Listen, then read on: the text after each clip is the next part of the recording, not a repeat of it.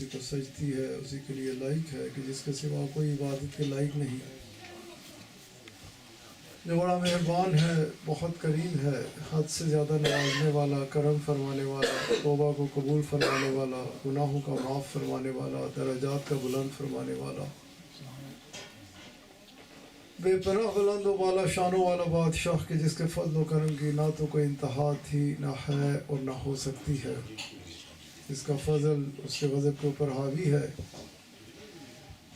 جس کے کرم کے ساتھ سارے معاملات مشروط ہے کہ جسے وہ دینا چاہے کوئی روک نہیں سکتا، اور جسے وہ روک دے کوئی دے نہیں سکتا۔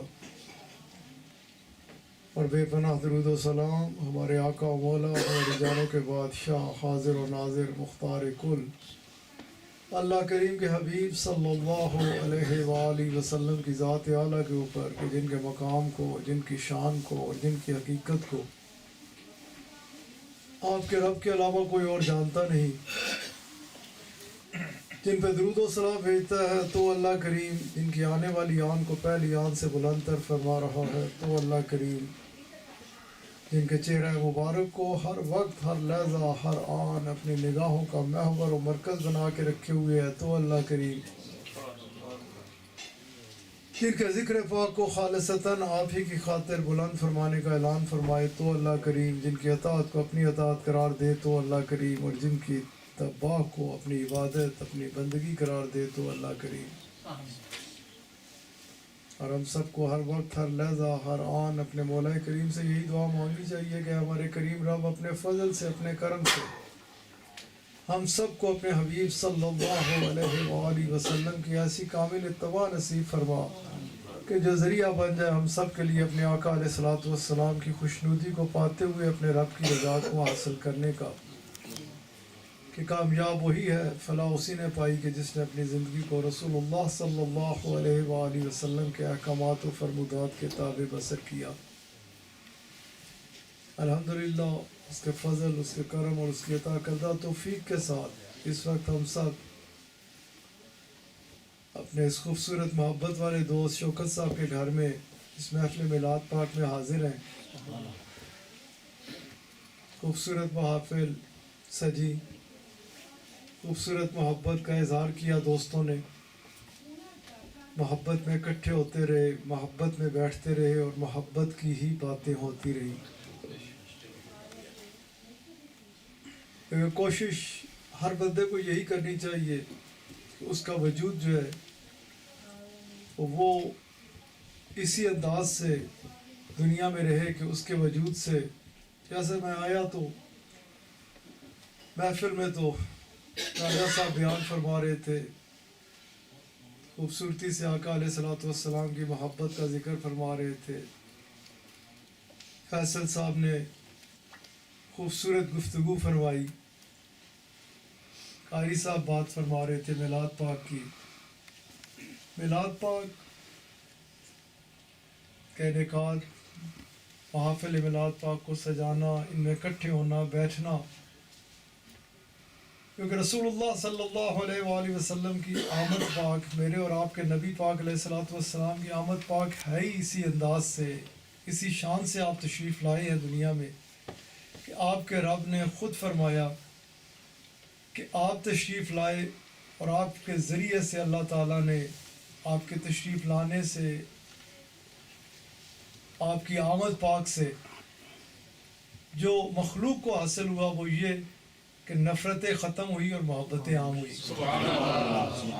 دشمنیاں دوستیوں میں تبدیل ہوئی، آپس میں ہم سب کو بھائی بھائی بنا ڈالا۔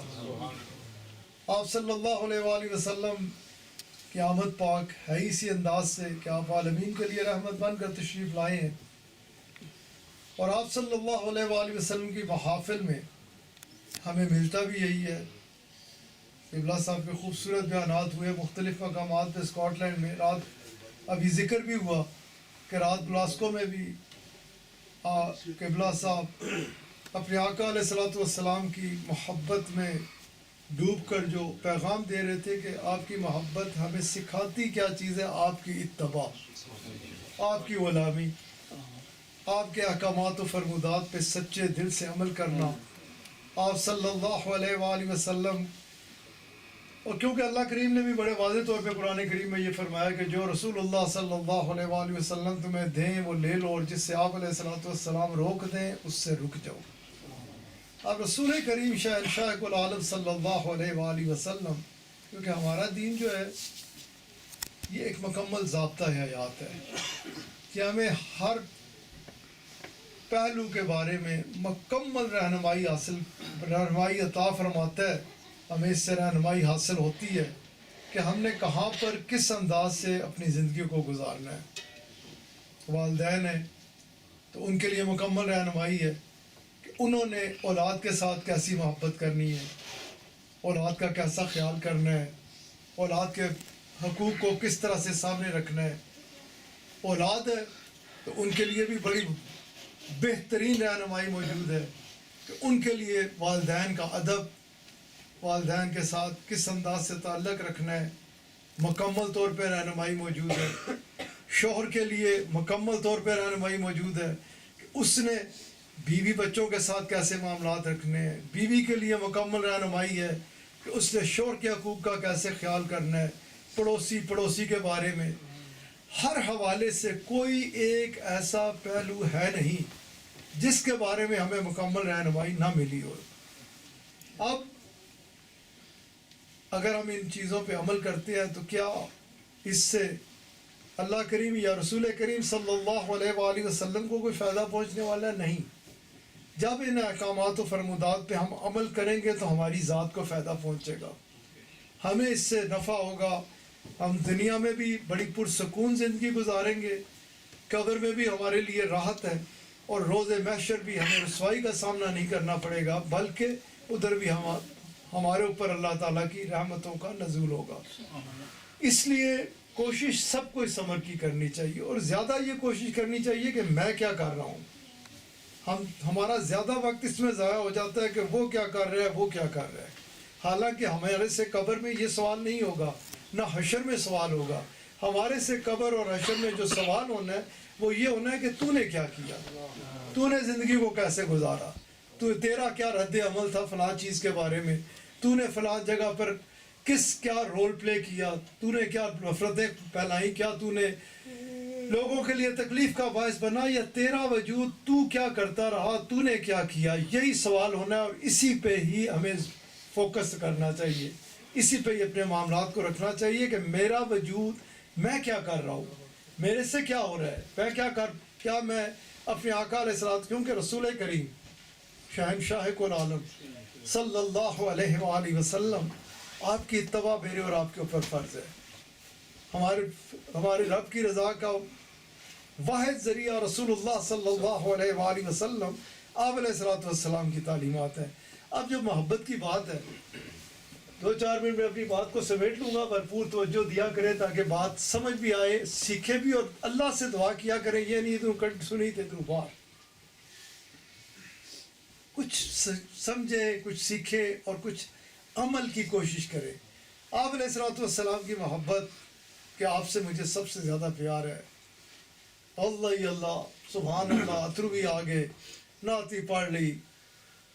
لیکن آپ کی محبت کا جیسے قبلہ صاحب رات فرما لیتے تقاضا کیا ہے؟ آپ علیہ الصلوۃ والسلام نے ہمیں کیا سکھایا ہے؟ میرے اور آپ کے نبی علیہ الصلوۃ والسلام ہمیں کس طرح سے دیکھنا چاہتے ہیں؟ اس پہ 2-3 منٹ بات کروں گا اور ختم بات کر دوں گا۔ کیا کوئی بندہ مسلمان ایسا ہے کہ جسے یہ نہیں پتا کہ رسول اللہ صلی اللہ علیہ وآلہ وسلم، آپ علیہ الصلوۃ والسلام ہمیں صلہ رحمی کا حکم دیتے ہیں، معاف فرمانے کا حکم دیتے ہیں، غیبت سے منع فرماتے ہیں، جھوٹ سے منع فرماتے ہیں۔ آپ علیہ الصلوۃ والسلام ہمیں بارہا مرتبہ فرماتے ہیں کہ تیرا وجود گرد و نواح والوں کے لیے ہونا چاہیے تو صرف اور صرف نفع کا باعث ہونا چاہیے، تیرے وجود سے کسی کو نقصان نہیں پہنچنا چاہیے، تیری زبان سے نہیں پہنچنا چاہیے، تیرے گمان جو ہے وہ دوسرے کے بارے میں، زبان تو بڑی دور کی بات ہے۔ آپ علیہ الصلوۃ والسلام نے فرمایا تجھے گمان بھی رکھنا ہے اپنے بھائی کے بارے میں تو اچھا رکھنا ہے۔ اب اٹھائے نا ہاتھ،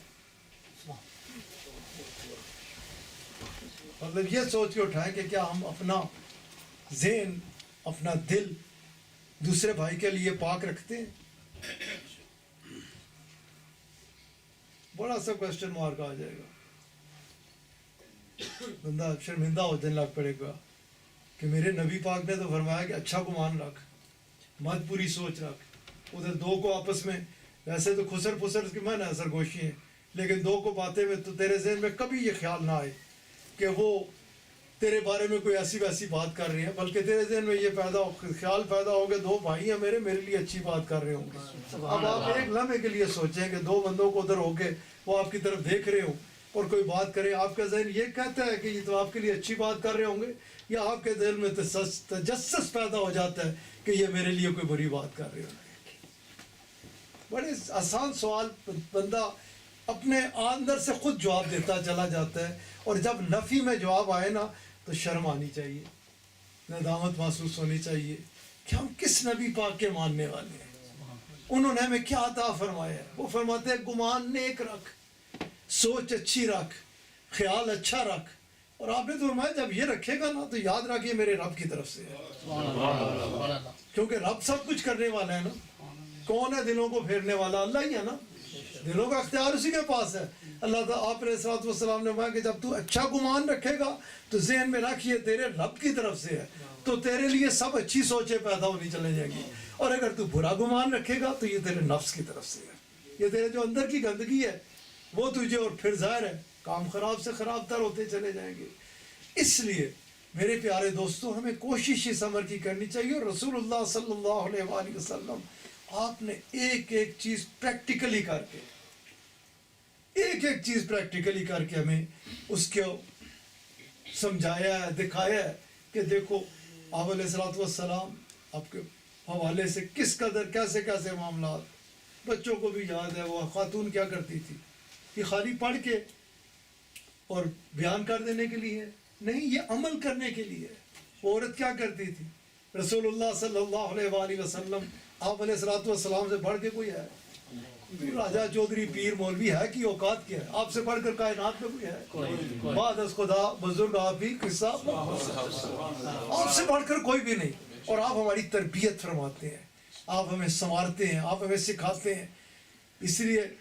وہ سب کو یاد ہے آپ علیہ الصلوۃ والسلام تشریف لے جاتے تھے، وہ عورت کیا کرتی تھی؟ ادھر رستے میں گندگی بکھیر دیتی تھی،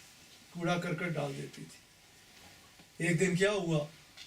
آپ علیہ الصلوۃ والسلام نے کبھی بھی کسی جگہ یہ نہیں نظر آ سکتا، کوئی کسی جگہ پہ نہیں بتا سکتا، اور میرے نبی پاک علیہ الصلوۃ والسلام کی یہ شان ہے کہ آپ کی آمد پاک سے اور آپ علیہ الصلوۃ والسلام کے اس انداز کو اختیار کرنے تک آپ کا ایک ایک لمحہ موجود ہے۔ پورے سیرت پاک کے حوالے سے، آپ کے اعلان نبوت سے پہلے کے، اعلان نبوت کے بعد سے، ایک ایک لمحہ محفوظ ہے۔ کوئی بندہ اگر ہے نکال کے لا کے دکھا دے کہ رسول اللہ صلی اللہ علیہ وآلہ وسلم آپ علیہ الصلوۃ والسلام نے کسی کو معاف نہ فرمایا ہو، آپ علیہ الصلوۃ والسلام نے کسی کے ساتھ صلہ رحمی ناخت ہے، یہ تو بات کرتے ہوئے بھی شرم آتی ہے، کرنی ہی نہیں چاہیے، مجھے خود ندامت محسوس ہونی چاہیے کہ میں اس نفی کے حوالے سے بات کروں۔ آپ تو ہمیشہ سراسر رحمت ہی رحمت اور رحمت ہی رحمت۔ اب یہ میری اور آپ کے تربیت کے لیے ہے کہ وہ پھینکتی، اور آپ علیہ الصلوۃ والسلام سے پتہ تھا آپ کا راستہ ہے، آپ تشریف لے جاتے۔ پھر ایک دن کیا ہوا، وہ نہیں تھی، ادھر وہ نہیں تھا، اور وہ آپ علیہ الصلوۃ والسلام نے فرمایا کدھر ہے وہ؟ آپ کو خبر تھا، پتہ تھا آپ کو، تو پتہ چلا کہ وہ علیل ہے، بیمار ہے، آج اس قابل ہی نہیں کہ واقف۔ اب اس وقت فی وقت دیکھا جائے نا تو میں یہ پورے یقین کے ساتھ کہتا ہوں کہ پیر صاحب یا مولوی صاحب یہی کہیں گے کہ دیکھا نا جزا بھی آ گئی نا، پہ گئی نا، عام مخلوق کو تو چھوڑ ہی دو، راجے چودھری سے چھڈو نا پیچھے، جو لوگوں نے یہ ٹھیکہ لے رکھا ہے نا دین کی تربیت کرنے کا، انہوں نے اپنا حال بہت برا ہے۔ وہ کہتے دیکھا نا آج پکڑی جا گئی پہ ہی ہے، رسول اللہ صلی اللہ علیہ وآلہ وسلم آپ علیہ الصلوۃ والسلام اس کے گھر تشریف لے جاتے ہیں۔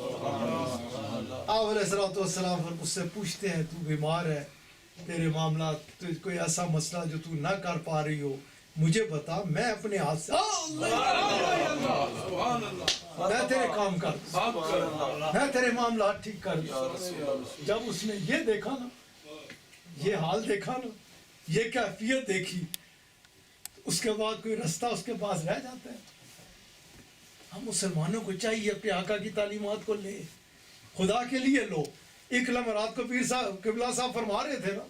کہ موت کا پتہ ہی کوئی نہیں ہے، ایک سیکنڈ بچے کی آ جاتی ہے، جوان کی، بزرگ کی، ایک لمحہ نہیں۔ ان لمحات کو غنیمت سمجھو، اپنے آقا علیہ الصلوۃ والسلام کی تعلیمات کو اپناؤ،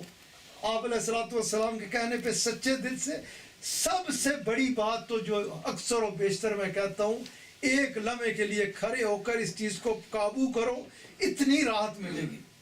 اتنا سکون ملے گا، اپنے آپ کو اتنا ہلکا پھلکا محسوس کرو گے کہ جس کا تصور ہی نہیں کر سکتے۔ اور کیوں نہیں کرو گے؟ کیونکہ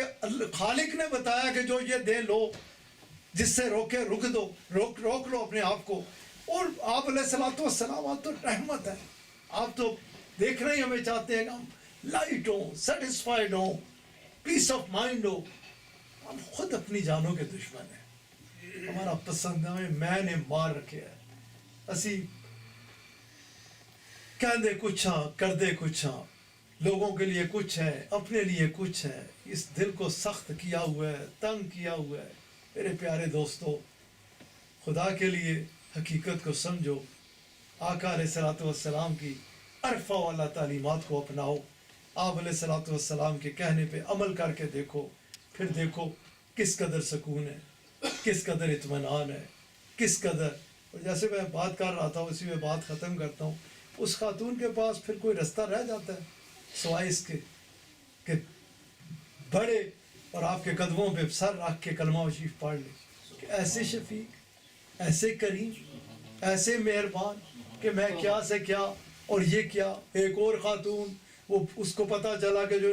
ان کو دیکھ لیتا ہے ان کا ہو جاتا ہے، ہر وقت خرافات نکالتی رہتی۔ پھر ایک دن اس نے خیال کیا میں ایسا نہ کروں، ادھر سے نکل جاؤں، سامان لے کے نکلی، دیکھ رہی تھی کوئی ملے، ادھر سے آقا علیہ الصلوۃ والسلام رسول اللہ صلی اللہ علیہ وسلم آپ تشریف لے آئے۔ آپ کو اس کا ہر چیز کا پتہ تھا کہ یہ کیا کرتی ہے، میں کدھر، یہ وزن ہے نہیں اٹھا سکتی، کیا مسئلہ ہے۔ آج کل اس نے کہا کہ بس میں یہ چھوڑ کے جگہ جانا چاہتی ہوں کہ کہیں ان کا سامنا نہ ہو جائے اور میں ان پہ ایمان لے آؤں، کیونکہ میں نے سنا ہے جو انہیں دیکھ لیتا ہے وہ ان کا ہو جاتا ہے۔ تو میں اس لیے اچھا میں تو مدد چاہتی ہے، بڑا سامان ہے، میں نہ اٹھا کے تجھے ادھر تک پہنچاؤں۔ اٹھایا ساتھ لے کے، کون لے کے جا رہا ہے اٹھا کے؟ رسول اللہ صلی اللہ علیہ وسلم۔ کس کا؟ جس کا تو میں تو وہ باتیں کرتا نہیں کہ جو وہ عام علماء کر دیتے ہیں، وہ کیا کیا کہتی تھی، کس کے سے، کیونکہ میرے شیخ نے مجھے یہ فرمایا کہ خبردار وہ ایسے کلمات زبان سے نہیں نکالنے چاہیے، روحانی طور پہ بندہ گرتا ہے۔ تو خیر جب وہ پہنچے ادھر، اور جب اس نے اپنی منزل پہ پہنچ گئی تو اس نے کہا کہ بہت زبردست ہیں آپ، کمال کے ہیں آپ، لیکن آپ نے میرے ساتھ اتنی نیکی کی، میں آپ کو یہ کہنا چاہتی ہوں کہ ان کے سے دور رہنا، ان کو جو دیکھ لیتا ہے ان کا ہو جاتا ہے۔ اور میں ہی ہوں، ایک لمحے میں قدموں پہ گر پڑی کہ میں کیا سنتی تھی تو آپ کیا ہے، آپ کیسے شفیق ہیں۔ ہم مسلمان اگر ایسے بنے، ایسی کیفیات ہوں، جدھر کسی اسٹریٹ پہ رہتے ہیں، کسی علاقے میں رہتے ہیں، ہم مسلمان سچے ہوں، کھرے ہوں، پڑوسی کا خیال رکھنے والے ہوں، اس کے گھر اپنے چیز اس کے طرف پھینکنے والے نہیں بلکہ اس کے آگے سے گھر اٹھانے والے ہوں، اس کے گھر میں اچھی چیزیں بھیجنے والے ہوں،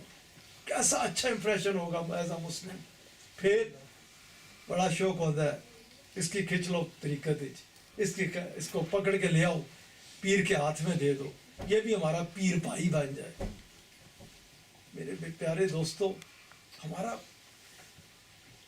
طرز عمل ایسا ہونا چاہیے کہ ہمیں کسی کو کہنے کی ضرورت ہی نہ، دیکھنے کے بعد اگلا کمال ہے، کیسی تربیت کی ہے اس کے شیخ نے۔ میں خود کیوں نہ چلوں ادھر سے، میں بھی کچھ روشنی لوں۔ پیدا ہوئے، میں اپنے شیخ کی بات کرتا ہوں اور میں نے اکثر کی اور اس پہ اپنی بات کو سمیٹ دیتا ہوں، سعادت اللہ غور سے سن، یہ ان کی بات ہے جو جن کے ہاتھ میں آپ نے ہاتھ دیا۔ سبحان اللہ۔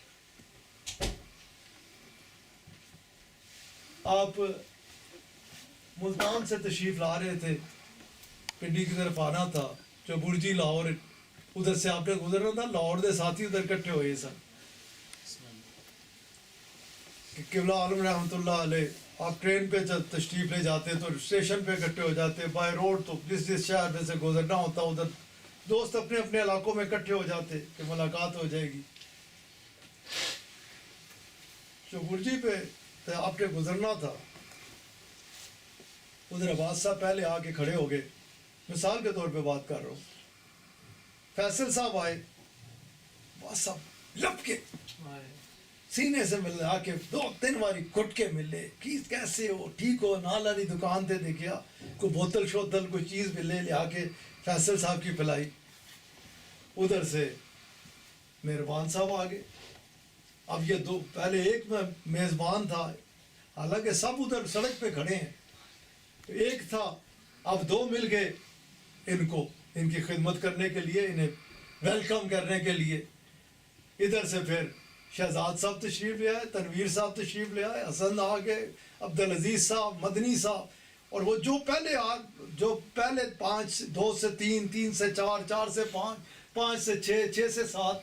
جب وہ ایک اور آتا تو وہ 7-8 لپکتے اس کی طرف کہ ہم اس کو پہلے ملے, ہم اس سے پہلے سلام کریں. کوئی بھی جو اسے عالم ہے ہو کے ادھر دیکھنے لگ پڑا, یہ نہیں سے بلکہ لپکتے آگے آگے ہو کے لپک رہے ہیں, مل رہے ہیں, ایک دوسرے کے کو گلے سے لگا رہے ہیں. اپنے آقا علیہ الصلوۃ والسلام کی اس تعلیم کو مضبوطی سے تھامے ہوئے ہیں کہ تیرے اور میرے نبی اور مجھے, میں بلا مبالغہ کہہ سکتا ہوں, ایک بار نہیں 1000 مرتبہ میں نے ہر اپنی روحانی اولاد کو یہ کہا ہے کہ میرے آقا نے فرمایا ہے کہ مجھے اپنا وہ امتی بہت اچھا لگتا ہے جس میں میں یہ دیکھتا ہوں کہ کوئی اس سے تعلق توڑنے کی کوشش کرے, وہ تعلق جوڑنے کی کوشش کرے. اس سے بھی ہاتھ اٹھاؤ.